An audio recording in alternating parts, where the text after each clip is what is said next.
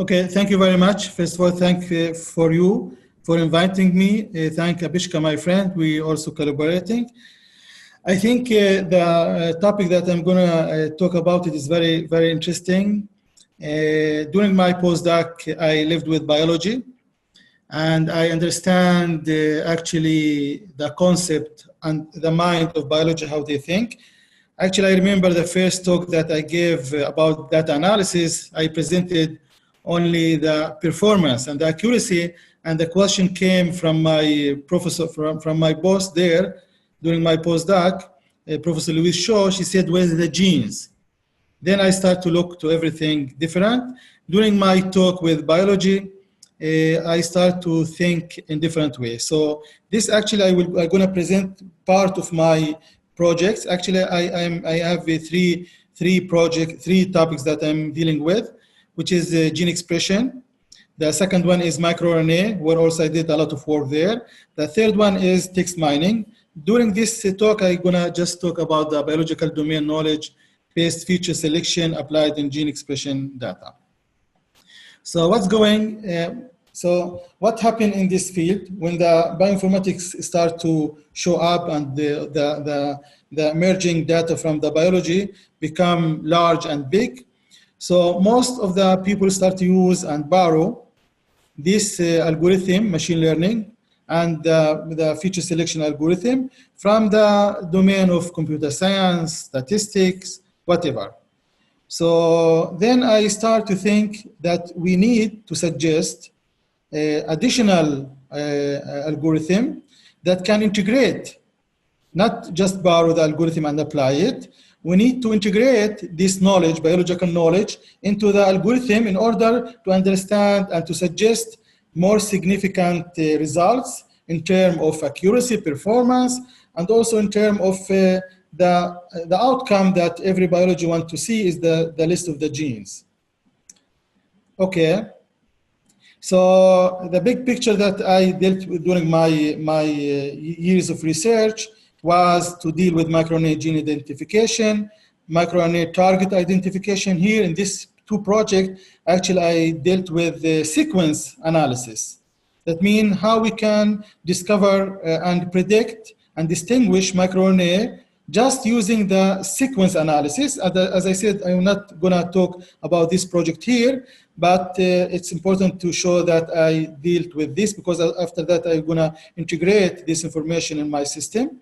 And also I did a lot of work in gene expression and text classification. Then I start to think about integration those systems together.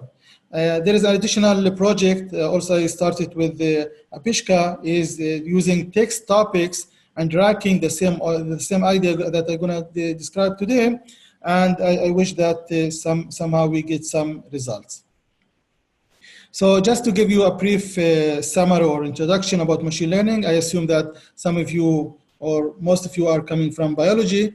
So machine learning actually is the science of programming computers so they can learn from data. So we need, in order to provide, we're supposed to provide our machine, I mean by machine, the learning algorithm, with data. Then we need to perform some kind of pre-processing, then convert to structured data, and then feed this nice table that consists from column and rows to the machine learning. And then we have a model that we deploy it in some unseen data. So in general, we have data. We partition the data into training and test data, two parts. And we train the model just seeing the training set. The test set is not involved in any stage of the training part. Otherwise, we will have overfit our model. And then we apply the model in the test set. And then as we are doing in education, we score the model evaluation. We see how many times it say, okay, correct, they classify correctly. For example, say for cancer, and saying for non-cancer, and how many times he make mistakes. According to that, we evaluate our algorithm. So as I said in the beginning from the conference, I would like to suggest to use Knime. I just recently moved to using Knime. Before that, I was using Java, Perl, Weka, MATLAB. I figured out that Knime is very powerful tool that you can program and perform very, very powerful tools. Most of my tools is done in Knime. So for example, in order to apply machine learning, you need to read data table. You partition the data into training and testing. This node actually partition the data. You specify the amount of training and the amount of the testing. You send the training part to the decision learner, which is the machine learning algorithm, could be random forest, support vector machine, whatever. Then it produces a model. The model is moved to this node. This node actually get the testing data and the score. It's very nice, very simple approach that you can explain it very well to biology. And also to teach this for people that they have no programming background is very useful to deal with and do data analysis. So in general, if we have two class data, for example, patient and control, negative and positive, and we would like to find some hyperplane or any line that can distinguish these two groups. We call this as a classifier or decision boundary that actually separate these two groups and try to minimize the error. For example, you see this is actually misclassified, this one is misclassified, and in general, actually we have a function according to the sign of the function, we can decide in which side you are, patient or control. As I said, or you can just find this one, and actually there is no learning here, because this one actually partition the data randomly, and then you will have very low performance. Or the most simple approach is to use linear discriminant analysis, which actually is a line hyperplan if we are dealing with the data in high dimension. Then actually it's easy to interrupt and to understand the model, which actually consists from weights, and you have the parameter x1 to xn, which is actually the gene expression that you have. The weights actually is the solution that you find during the learning stage. And if you look too deeply, actually all these features with low weight, they consider irrelevant or they contribute less to the model, then that means you can just remove it from your model. And actually, for example, if the weights are 0, that means this specific gene or feature is not so important to create or to build the linear classifier. As I said, features with low weights are weak features, and it's simple for understanding. The most usable and strong algorithm called support vector machine. Actually, I just showing you some equation. Don't be afraid. This is an approach that is used very well in the community of bioinformatics, and actually recently people try to understand the concept or the meaning of this decision tree. So actually, this was a brief introduction about machine learning. So what I'm trying to do, as I said before, when I gave my first data analysis, my boss said, what is the genes? Actually, where is the genes? So if you deal with, for example, of gene expression with 10,000 of genes, then even if you build a classifier using all of these genes, then it's hard to understand the model. And then you would like to build a model consist from, let's say, 5 genes. And these 5 genes will be considered as a biomarker for your, for example, for diagnosis. So in order to do that, we're supposed to perform some kind of feature selection. I just read feature selection is one of the core concepts in machine learning, which hugely impacts the performance of your model. Irrelevant or partially relevant features can negatively impact the model performance. So according to this concept, we suppose to search the features space in order to find the optimal subset that can give you highest performance. So in this matter, there is a lot of approaches and tools that doing feature selection. For example, you can read about, I will not gonna explain all this algorithm, backward elimination, where you start by using the whole features and then you just remove the least significant features that actually improve the performance and so on. And there is what very famous algorithm, actually the first time this algorithm was present is applied in gene expression by Isabella. The algorithm called recursive feature elimination. So I will explain it a little bit because then I will rely on the same concept when I present my project about SVM-RCE. So recursive feature elimination, actually you have data, you fit a model, then you perform feature selection, you go again and apply machine learning, and again until you remove or until you end up with a set of genes. For example, you can sit with 1 gene, 2 genes, or 5 genes on 100. This is actually depends on the performance you would like to end up. So the algorithm is actually compute an importance score for each feature. Actually, if we are talking about linear, then actually the importance is the weight of the features. For example, weights with 0, that means the corresponding feature is not so important, then you can just eliminate it. So at the least important features are then removed. For example, you can remove feature 1 by 1, or you can remove 10% or 50%, and then you go again and fit again the model and remove again and again, because that is called recursive feature elimination, because you apply this approach recursive way. Okay, so the gene expression, I assume that everybody here is hear about it. Actually, it's measure the expression pattern of many genes at once. So in the end, we have this nice data that consists from 2 groups or 2 classes. And again, it could be unbalanced data. This is something very famous in this data. For example, you have the column represent the patient, and the rows represent each gene, and the value here is represent actually the expression of these genes over this sample. The numbers here has no meaning, but the ratio or the relative values of this number, they have the meaning. For example, if you have these genes, for example, is expressed 0 here and very high in this healthy, that means this gene could be biomarker or the opposite direction. I see chat. Okay. So during my postdoc, I dealt with a lot of data analysis.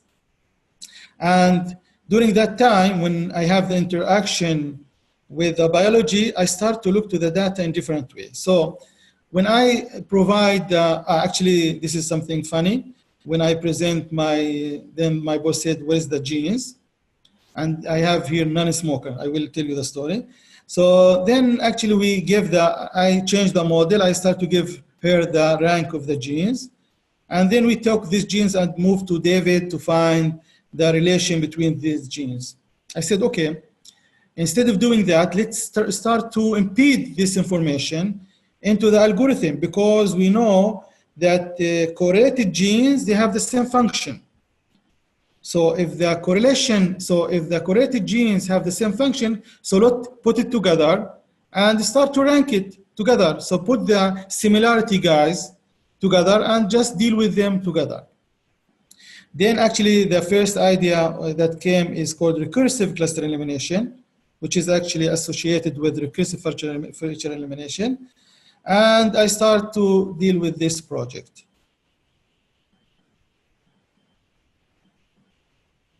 Maybe I will answer the question later. Okay. So during the data analysis process, we're doing a lot of procedure, a lot of work. First of all, we do pre-processing to prepare the data to be ready for machine learning or for analysis. And there is a couple of approaches that you can perform. you can perform PDA, PAM, LDA, RFE. You can cluster the data. There is a lot of approaches and algorithms that can apply in this data. In the end, you would like to see a heat map that tell you these genes are very high, are very low in this NH, non-healthy, and they are somehow high in the other group, or something like that. Then actually we assume and we say this is the biomarker according to the gene expression. We can just distinguish the two groups. So the question is in machine learning, how we can take this huge data, I mean huge or big data in terms of number of genes, 30,000 genes or more, and then end up with something like that. Also, we would like to, during the data analysis, we try to find maybe the number of genes, over 10 genes, 20 genes, 100, and then we can say, okay, for my model, I would like to take this performance. So I will have 95% true positive, true negative, and average accuracy. Always we run the model 1,000 round or 100, and as you said, we can also, as I said before, we can give a score for each sample and then also plot this score to see the difference between these two groups. And also we can plot the data using PCA, multidimensional scaling, to see how the data is behaving according to top 200 genes. So actually this picture gave you information about, visual information about your data. Okay, so now I will start to explain the merit or the generic approach that I have been developing with collaboration since 2007, I think. Yes, or 6. So actually, if we have data that consists from two classes, even with one class we can deal, but let's assume for simplicity that the data consists from two classes. The two class is two label, healthy, non-healthy, and is gene expression. So, and we assume that we have a grouping function, general grouping function. Now I'm talking about general grouping function. I will start to explain one by one. Then, for example, the grouping function could be clustering, to cluster the genes, not the sample. Could be microRNA target, could be kick pathway, could disease. That means a grouping function could be any biological function that you would like, that you can use it in order to put the genes together. Okay, then we have list of genes. Then G, you apply G, grouping component, that actually create a list of groups like this. So one group is actually consists from different or a set of genes. These genes, they are sharing some similarity. So in the end, we will have a set of gene groups like this. Then the question, how we can rank or predict if this group can distinguish the data that we have. Then actually we perform the ranking component. So ranking component could be, you can actually here and here, you can put any ID that you would like. So the grouping component could be something that you would like to use biological information.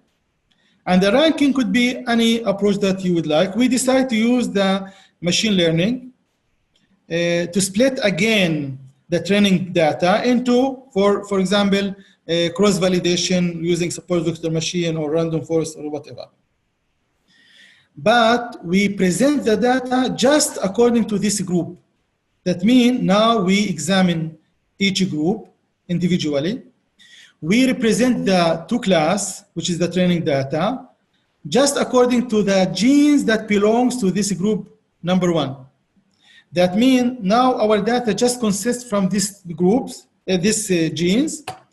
Then we apply sort of machine learning in order to predict or to give a score or a rank saying these genes belongs to group number one, can distinguish the training data, for example, 90% accuracy. And then actually we give a score for each group. Then we can build a classifier from the top first group, or the first 1 and 2, and the first 1 and the 3 and such on. We choose to try it until 10. Then we apply the model in each group, the type group. We end the test data. Again, we always partition the data into training testing. All this process is happening just on the training data. We apply then the test part to see if we get some sort of good performance. This is the algorithm that we developed for ranking.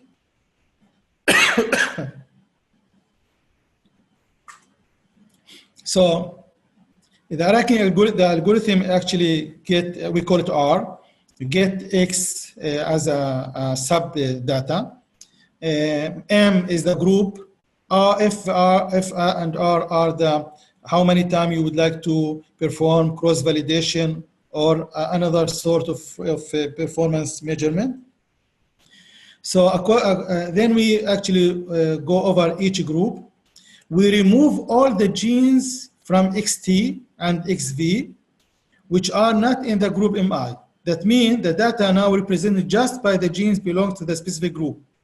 And then we perform train classifier, for example, support vector machine, or as I said, another algorithm. Then we calculate and we give a score. So the score is saying this group alone, for example, group number 2, can distinguish the data, training data by 90%. So the 90%, 0.9 is the score that given to this group. Okay. So since 2007, actually, I started to develop with my colleague algorithm that we called SVM-RCE, support vector machine recursive cluster elimination. Then we apply the same approach, SVM-RNE, recursive network elimination.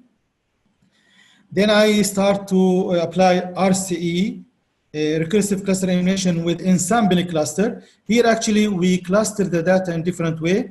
This actually was work with Dr. Loai, where he actually is expert in ensemble clustering. Then we just cluster the data in different way. In 2019, we start to work actually in combining microRNA with gene expression. Recently, we have updated SVM-RCE, and we add more functionality, and we also apply it in Knime. There is the two running project now. Cognate, actually Cognate is now is under review, where actually we use pathfind R, I will explain it later, to produce the significant enrichment pathway.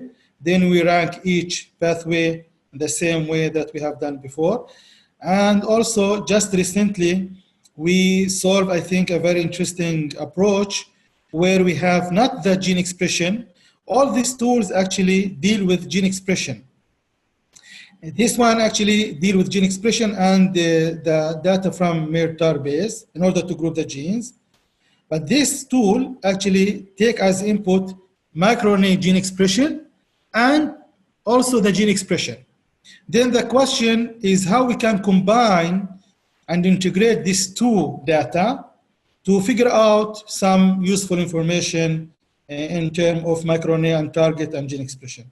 This one is actually is running project. We almost done. All the workflow is ready. I will be happy to discuss collaboration. And also this one is, as I said, is under review. So I go back to the first idea that we have applied. So we have data. We split the data into training testing. Let's assume 90%, 10%. Then we apply k-means in order to cluster the data. Now we have n clusters. According to k-means, we use the correlation matrix. That means these clusters contains genes that are correlated according to applying the k-means algorithm. K-means algorithm actually is a clustering algorithm. Then we have a set of clusters that k-means output. Then the question is how we can score it. Then the second approach is, the second component is the scoring or ranking. As I said before, according to this generic approach, we perform some kind of cross-validation, internal cross-validation on the training part when we apply it in each clusters. Then we give for each cluster a score saying if these clusters can distinguish the data very well. We sort it, we remove 10%, then we go back again and we cluster again. Then we then we process the approach again.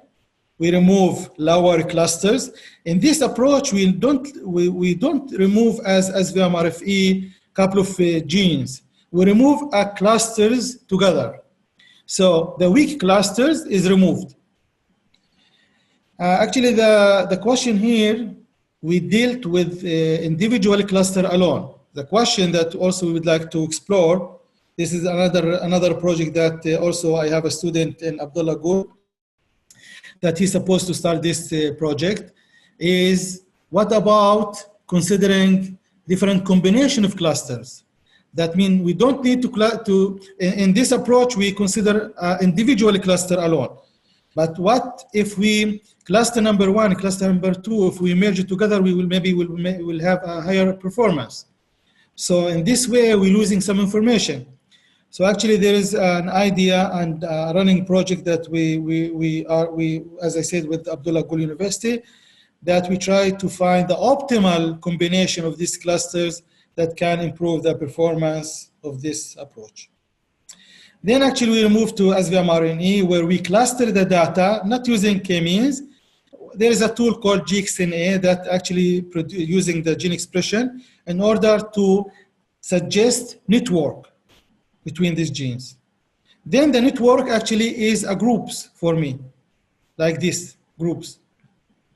So again, here the groups are clusters, here the group are actually the network. Again, we do perform similar approach and we redo that approach again and again. This two paper was published in PMC Bioinformatics. This one actually is the way how we can actually cluster the data in different way, what we call it ensemble clusters. I will not go deeply. The paper is ready to read, is published. This was collaboration with Dr. Lai. Recently, I did also this project with Professor Jens Almers, also a keynote maybe tomorrow, where we integrate information from microRNA and gene expression. This paper actually published in Bioinformatics Oxford Journal. These two, as I said, is just under consideration. This one is a running project. Okay. So if we have data, we apply G, the grouping, and we apply R in order to clusters. This is the concept that we did it. And also then we compare our approach SVM-RCE with SVM-RFE, with PDRFE. This paper, as I said, is published in BMC Bioinformatics. The output of our approach is consist from two parts, actually the number of clusters and the number of genes in these clusters. To match it, we look to SVM-RFE, we match 11 with 12, and we apply the output here. And we see in some cases we are outperform RFE, even in most of the cases here. This one actually we did bad, but the RFE did much better from us. So what is he saying here is not just only the significant list that we have, also the heat map, how it's looking. If you look here, you see we have clusters. We capture the clusters of genes that they are have some similarity. But here actually, if I will not go deep with the difference between SVM-RFE and SVM-RCE, you are invited to read this paper. But actually we capture a cluster of genes rather than dealing with gene once at a time. As I said just recently, we submitted this project when I was visiting during the summer in the previous year with Star Institute. We convert the project SVM-RCE into Knime. But additionally, we add a ranking. We add what we call it ranking ranking function. So the traditional rank was using the accuracy, but during this version, actually, during this update, we let the user to specify the weight of the different measurement that we can calculate from our performance. For example, accuracy, sensitivity, specificity, F1, area under curve, precision. For example, for instance, you might be interested to have higher sensitivity, and you prefer to have higher sensitivity rather than higher specificity. So you will give a high weight to sensitivity and lower weight to specificity. And we try to different rank approach function. And actually, we see that different rank function can improve the performance even dramatically, like even 16% in some of the cases. As I said, the approach is also the Knime workflow also accessible. You can download it from my homepage or send the email. I can send it to you. The next actually question is to find the optimal weights that can give me the optimal performance. This is another project that is actually open for collaboration. Okay, in 2009, actually, we wrote that as a conclusion in our papers, SVM-RCE, is that we suggest that gene interaction network or other biologically relevant matrix that group the genes based on functional parameter might also be useful. According to that, actually, we run this approach. We use GXNA. That is a tool that can take as input gene expression and plot or create the networks. Now the networks, as I said, is groups, and then we rank each network individually. Again, we published this in BMC Bioinformatics. This work was a collaboration with Professor Luis, Professor Larry Minevich from Haifa University, and his student, Muhammad Kittani. Okay, next, the third project in this topic was using ensemble clustering in order to put the genes together, in order to group the genes together. This project was with Luai Abdullah, as we use his approach rather than using k-means. We use the ensemble clustering in order to group the genes together. Okay, so then we start a new project where we consider gene expression, microRNA grouping. As I said, I have experience also with microRNA expression and machine learning. These two actually is the last project that we are dealing with now. This microRNA grouping with gene expression, now actually we did this tool. We call it MATI. We publish it in Bioinformatics. Okay, so what is MATI is? MATI is we have as input gene expression, but we don't use about microRNA and its targets. So then we use this information in order to group the genes from this data. What does it mean to group the genes? For each microRNA, there is a set of targets, validated target. So these genes are considered one group that associated with this one microRNA. But for our algorithm, this is one group, and this is the other group, and this is the third group, and so on and so on.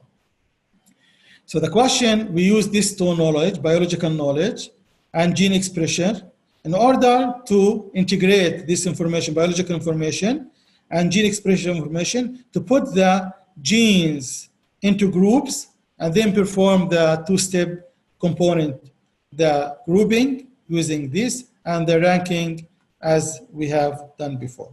Actually, I remember we had tested here support vector machine and random forest. We found that random forest give us much better results in this term. Okay, the workflow is published we publish it during our publication. Also, it's written in Knime.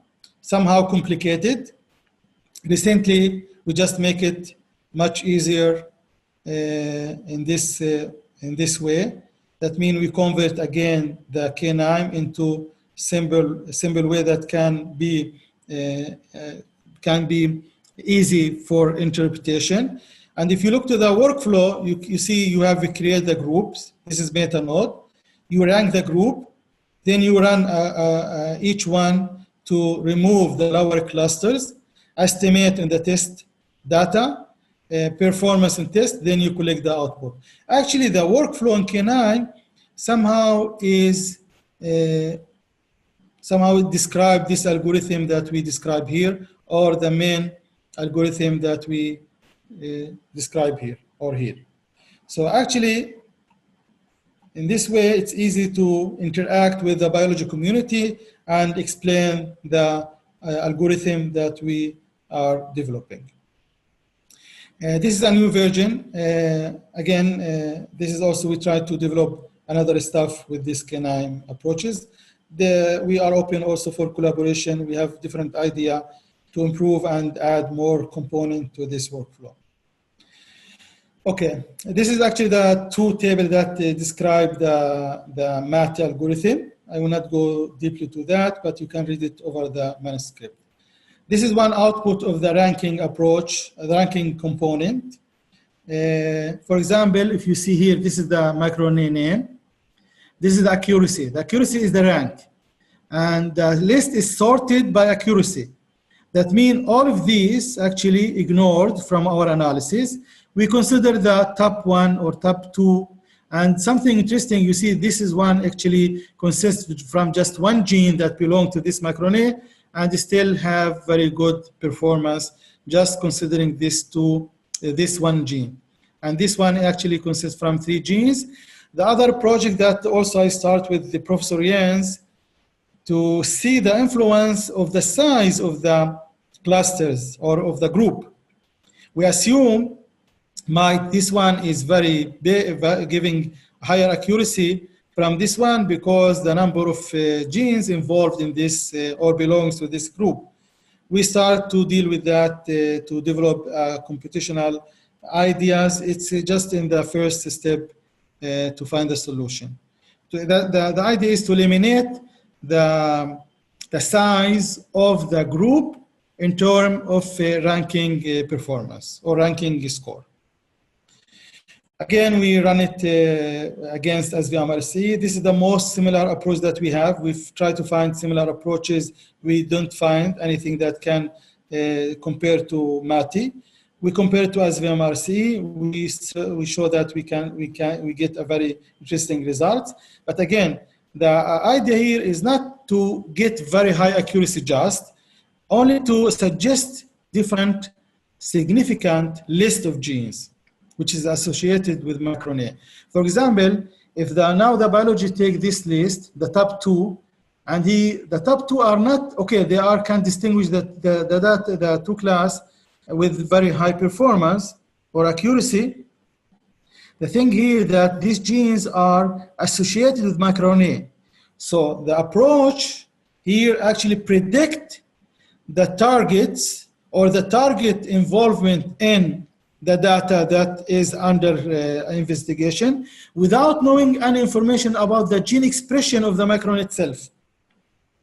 This is the unique of these tools. I suggest to you to read it over Bioinformatics.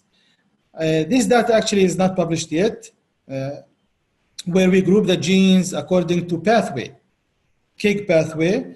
Now the grouping function is KIG pathway, or could be also we did some comparison, or another study is to put the genes disease. These 2 projects we still also considering, and we think about to make a general approach that the biology or the researcher can decide how to group the genes together. Okay. The 2 recent project is the one called Cognet. This project was with Professor Cesar and his student Cesarman and his student Egi. They published a tool called PathFind. This tool is our package. We're getting input a list of p-value, that this p-value is extracted from gene expression. Then we feed this list to the PathFind-R to find the active subnetwork search and filtering. Then he suggests apply enrichment analysis in order to suggest the significant subnetwork. Okay, when I saw this tool, I have the idea to combine it with the idea of rank and the grouping. So now the grouping is PathFind-R here. And again, we perform similar ranking approach as we have done before, but we don't have recursive because even we redo the process, we will have somehow slightly or maybe different, but the similar groups. So we create n data set for each pathway. We rank each pathway, and then we test it in top ranked, maybe 1, 2, 3, and so on. According to that, we can decide to which rank we stop and get the higher performance. As I said, this tool is under revision now. This is the result that we show, compare Cognate using random forest and the SVM-RCE with MATI. And we see that Cognate getting very, very good results, even reaching 86% performance over the 13 dataset. This is the average. And the recent project that is still in running, we call it Mere Correlation Net. So this is the first time we feed our model with two kinds of data, the microRNA expression and the gene expression. And then the question, how we can integrate these two kinds of data in order to apply our approach of grouping and ranking. So we group the genes. First of all, we find the differential expressed microRNA. Again, we apply it in the test part. And also the differential expressed genes from the gene expression. Then when we apply correlation between these two matrices, we set a threshold 0.0 minus 0.6. That means we put all the genes that are negatively correlated with this specific microRNA into one group. So we hypothesize that these genes should be somehow related to this microRNA. Could be the target, or they have some interaction with this microRNA. Because when this microRNA negatively correlated with these genes, should be some biological information between these two genes and the microRNA. So now we have a groups, we rank it, and we test it. As I said, this is in preparation. And also this project with Dr. Borjo from Abdullah Gul University, and Mitra and Christian is from Jefferson University. Actually, they are trying to find the biological validation of our outcome. And actually, Mitra did very nice analysis and find, when considering the top microRNAs, he found a correlation between our prediction and to what is known in the literature in terms of cancer and potentially in terms of cancer types. We still try to understand more deeply the data here and the outcome of the data. And again, we compare it with the MATI, with the Merck. This is our project, and RFE and RFE. This is the most similar approach that we find, and we try to compare it with them. Again, we wrote this in Knime. So at the end, I would like to introduce you to my homepage. You can access my homepage and all of these tools. Actually, I'm also modifying this list. as much as I can. And all of these tools can be downloaded, and it's free for your use. You can use it, and if you have any question, I'll be happy to answer and help in using these tools. Thank you for listening. And I would like to mention all our collaboration. Professor Jens, Larry, Mohammed Kittani is a student. Professor Louise, I still collaboration with her. Recently, we start with Rahman, the SVM-RCE-R code, and with Abdullah Gul University. This is my picture when I was young. Dr. Luay Abdullah, we have applied many projects in ensemble clustering. And the Borjo group, Gokhan is responsible about the last project, Mir Core Net.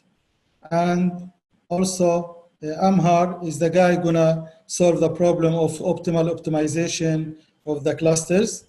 As I said, we have collaboration with Mitra and her boss to actually to find and to interrupt the outcome of our tool.